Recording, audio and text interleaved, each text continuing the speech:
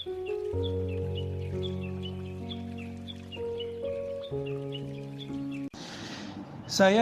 akan menyampaikan Kitabus Shaum bab puasa yang ada dalam kitab Mukhtasar Minhajul Qasidin karya Imam Ahmad bin Abdurrahman bin Qudamah Al-Maqdisi yang wafat 689 ya. Apa kata beliau? I'lam anna fi shaum khasisatan laysat fi ghairihi. Puasa itu punya rahasia yang rahasianya nggak ada pada sholat, nggak ada pada sedekah, nggak ada pada zikir, nggak ada dibaca Quran. Kenapa? Karena Allah mengatakan dalam hadis qudsi, as-saumu li wa ana ajzi bih. Hadis sahih Bukhari Muslim. Puasa itu milikku. Nah, ini hampir setara kata beliau dengan ayat surah Al-Hajj ayat 26, wa tahhir baiti. Sucikanlah baitku, rumahku. Jadi Allah menyebut dan memuliakan Ka'bah dan mengatakan itu rumahku. Tapi Allah butuh rumah nggak Pak? Maksud rumah di situ adalah rumah tempat menyembahku. Tapi rumah tempat menyembah Allah itu benda. Bener ya? Benda hidup atau benda mati? Benda mati.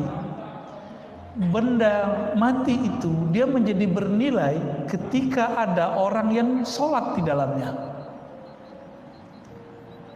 Tubuh ini dia punya riyadhah, punya amalan yang nggak bisa dilihat orang. Kalau saya sholat kelihatan nggak sama orang, baca Quran kedengeran sama orang, jalan ke masjid kelihatan sama orang.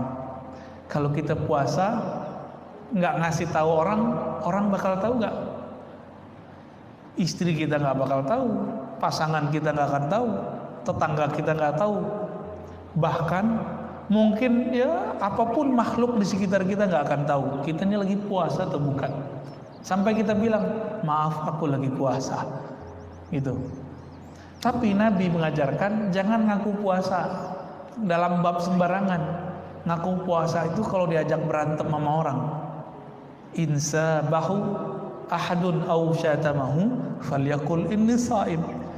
Kalau ngaku puasa itu saat orang ngajak berantem. Diajak berantem Pak sama orang. Berarti puasa itu yang dimaksud Rasulullah bukan sekedar puasa lapar dan haus, ada puasa emosi. Baik. Maka beliau mengatakan innama fuddilas shaum lima'dayain.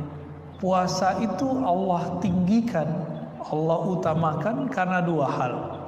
Pertama, sirrun wa amalun batinun. Puasa itu amal sir, amal yang rahasia. Orang nggak tahu kalau nggak dikasih tahu. Wa amalun batinun itu amal batin. Maka orang-orang yang ingin mengolah batinnya dia harus puasa. Kenapa orang Islam hari ini kurang tajam, kurang peka kolbunya? Karena jarang puasa. Firasatnya nggak bisa ditangkap. Kita dapat firasat, tapi kita nggak ngeh. Ini bener nggak nih? Ya. Kenapa? Karena kurang puasa. Di luar sana ada orang nggak bersyariat, bahkan nggak beragama, tapi dia rajin tirakat puasa. Kadang lebih tajam daripada kiai. Pernah lihat? Pernah dengar? Itu bukan karena kenapa-kenapa, emang begitu. Dan itu pernah ditanyakan kepada Sayyidina Nabi Rasulullah SAW. Kenapa ada ahli kitab kok tajam firasatnya? Nabi mengatakan as-shaum, karena puasa. Jadi puasa ini amal dahsyat, ya, bisa menutupi kesalahan. Nah, makanya Nabi Adam dulu sujud 40 hari 40 malam nggak makan nggak minum. Ada yang kuat begitu nggak Pak? Tapi wajar, Nabi Adam tubuhnya tubuh surgawi, nggak makan nggak minum juga nggak masalah 40 hari. Kita 4 jam udah langsung bingung ya. Ini nggak tahu nih nasi apa nih hari ini nih. Kembuli lagi Bukan ya, membuli kali Pak. Syukran. La yarahul khalqu wa la yadkhuluhu riya. Tidak ada makhluk yang melihatnya sehingga riya tidak mempunyai tempat pada puasa. Kalau sholat masih bisa riya enggak? Masih Pak. Coba aja cek sendiri. Kalau rukunya, sujudnya lebih lama di masjid, di rumah ngebut, itu ciri-ciri riya. Ciri-ciri riya harus dibenahin tuh. Tapi kalau sujudnya di rumah, sujudnya di sini sama panjangnya, insya Allah ini udah mulai stabil. Riyanya bisa dihalau. Riya ini kan perasaan dilihat orang. Perasaan dilihat orang beramal namanya riya. Kalau sombong, perasaan dilihat orang punya ilmu, punya harta. Nah, sombong orang punya harta itu nggak lebih parah. Yang parah itu orang kalau merasa punya ilmu. Ini gawat Pak. Kalau punya harta, sholat hilang rasanya. Tapi kalau orang punya ilmu, dia sujud pun kolbunya belum sujud. Kenapa? Karena dia merasa dirinya berilmu. Dia takbir, dirinya belum takbir, lidahnya udah takbir Allah yang maha besar. Tapi dalam dirinya dia masih mengatakan ilmuku lebih besar, lebih banyak daripada imam. Nah itu hati-hati tuh.